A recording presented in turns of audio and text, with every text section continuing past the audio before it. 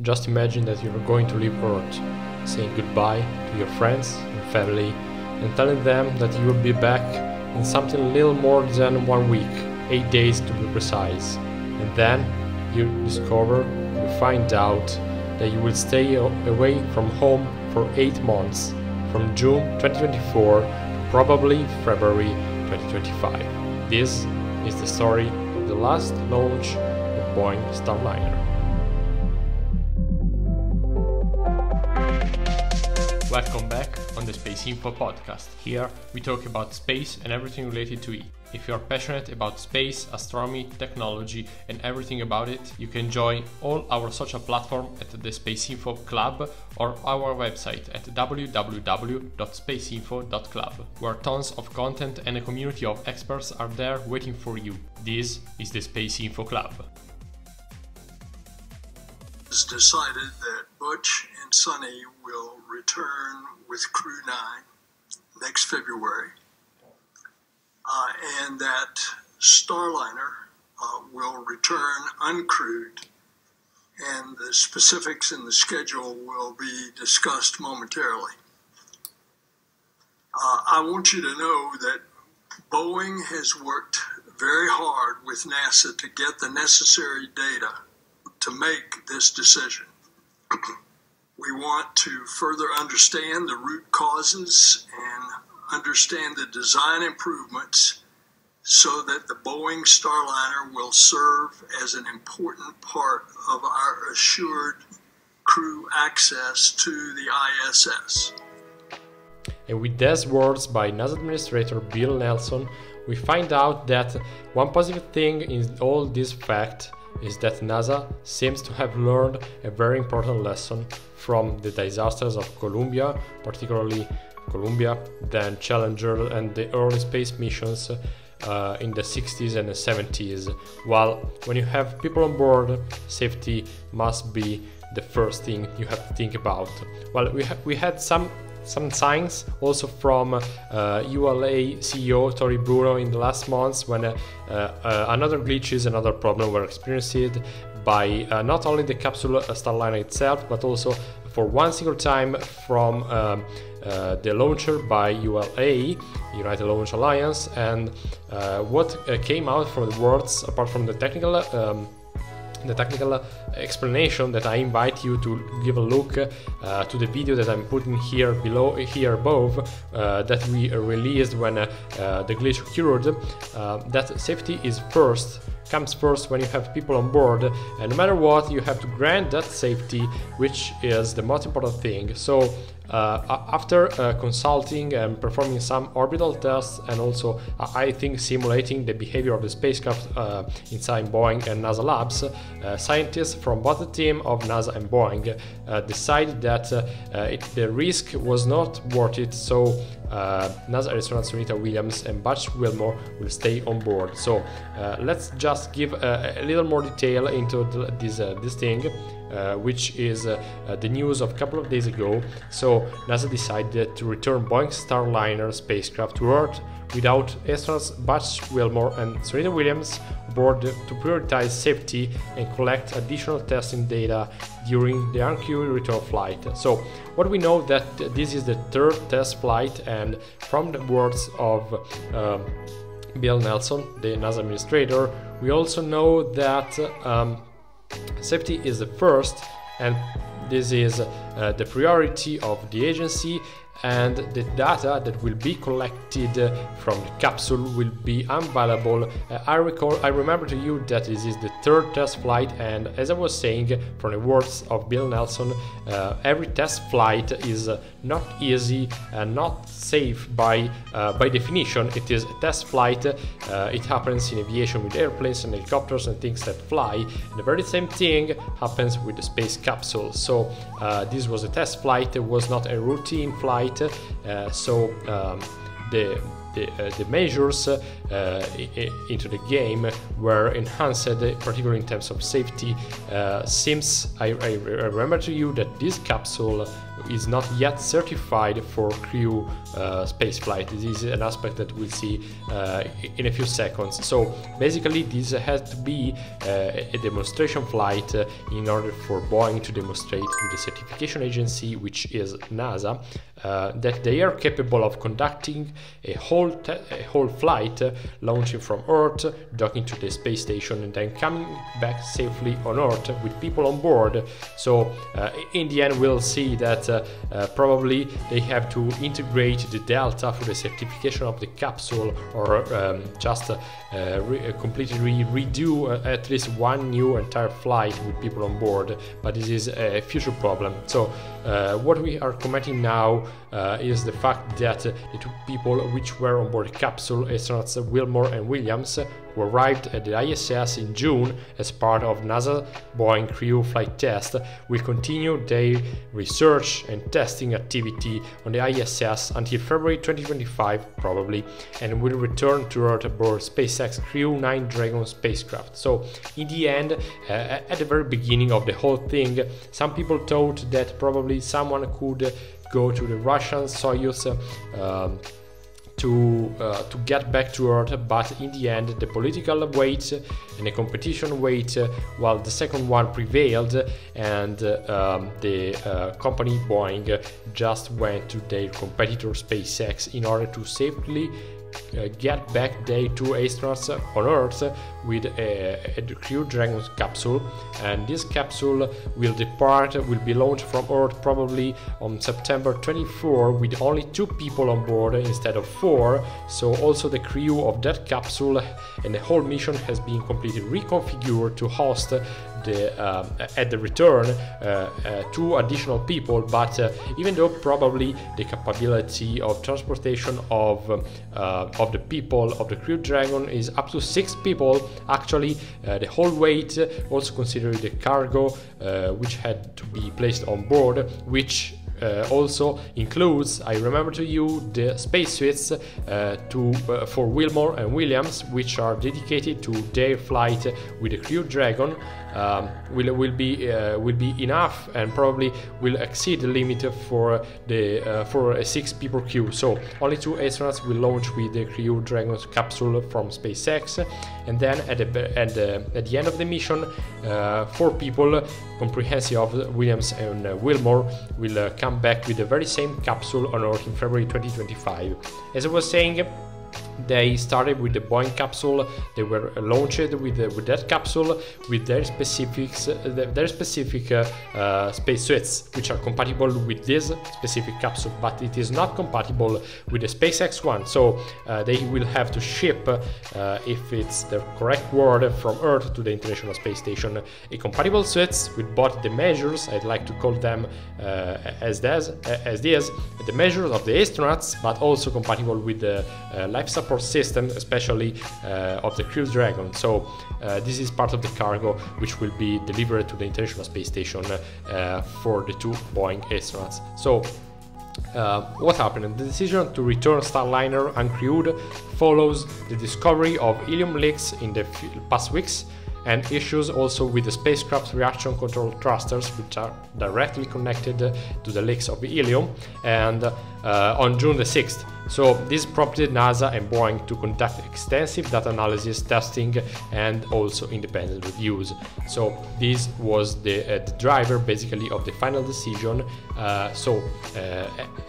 Everything under the safety address of the whole thing. So this is basically the main reason why the 2 astronauts will stay on board the station. So NASA's decision to keep the astronauts on the ISS and return Starliner uncrewed is based on the spacecraft's current inability to meet safety and performance standards required for human spaceflight. So if you are not very used to these terms, particularly performance and standards required by something which is flying, I invite you to visit our website that you see here, which is spaceinfo.club, and go give a look to the interview to Tommaso Sgobba, who talked with us about performance required and how these are part of the drivers of space systems. So this is very interesting.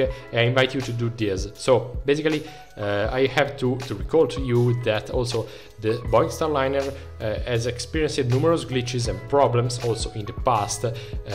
It was also funded by double the budget of SpaceX, but still it is not certified. But this was the third test flight. The first two were uncrewed, and the capsule itself were able to come back on Earth uncrewed. So this second part of the mission of this third flight is not uncommon. It's not the first time it is experienced. So we still don't know the precise details. Maybe we will never know the very precise detail of the landing, not the whole mission profile, but particularly the landing profile of the capsule. Maybe Boeing will test something which is slightly out of the envelope of the capsule to see, to test at maximum performance. Maybe we don't know, but what we know for sure that the capsule will be uncrewed, and the data which will be gathered from the company will be very valuable to for the future missions for sure. So the Starliner is scheduled to return autonomously to Earth in early September, ahead of the Crew 9 mission, which is set to launch no earlier than September 24, ensuring a docking port is available on the ISS. Indeed, this was one of the issues of the whole thing, because the docking ports are limited, so you cannot have more than 3 capsules simultaneously connected to the station. And if you're wondering, well, you cannot have, let's say, a free-flying capsule around the station, the space station. Probably you're thinking, okay, we can temporarily disconnect and dock the Starliner and connect, for example, the Crew Dragon, leaving the undocked one freely orbiting around the station with maybe a safety margin. We have talked about the sphere of safety around the station when you are talking about docking procedures, but this is the topic of an old video on our channel, so we won't talk about this now. But having let's say an external body orbiting almost freely around your station is not a desirable condition for the safety of the thing and also of the people on board for sure. And also you couldn't try further testing in that condition, so it will be dangerous and useless. So this won't be for example for sure a feasible condition. So the spacecraft will be undocked and then will land autonomously and uncrewed on Earth. So NASA and Boeing will continue refining Starliner's system and mission planning to ensure a safe uncrewed return, which will provide critical data for improving the spacecraft for future uncrewed missions. Missions. So for sure, also a lot of people, particularly people also who are experts and professionals of the field, part of also of the space info community, I've talked with them, and a lot of them were telling me that probably they should stop the program, because also as I remember to you, this is not a cost plus margin program, but it is a it is a price fixed program. So NASA has granted something like $4.5 billion for the whole program in development, and they won't give you a cent more to Boeing to develop. So every additional cost comprehensive of the cost paid to SpaceX for the transportation of their astronauts will be charged to Boeing directly. So some people are saying, okay, this is just something very huge disasters hole for the finances of the company, Boeing company, but it seems that the executive and the spokespersons of the company are telling to the public that they are determined to finish the program, to complete all the milestones and delivery a completely functioning capsule, completely functioning Starliner for crewed flights in the future. So it seems that the program is going to go on, so the data which will be gathered won't be only for the face of the company, but will be also useful for the engineers which are going to improve the capsule and test again in the future.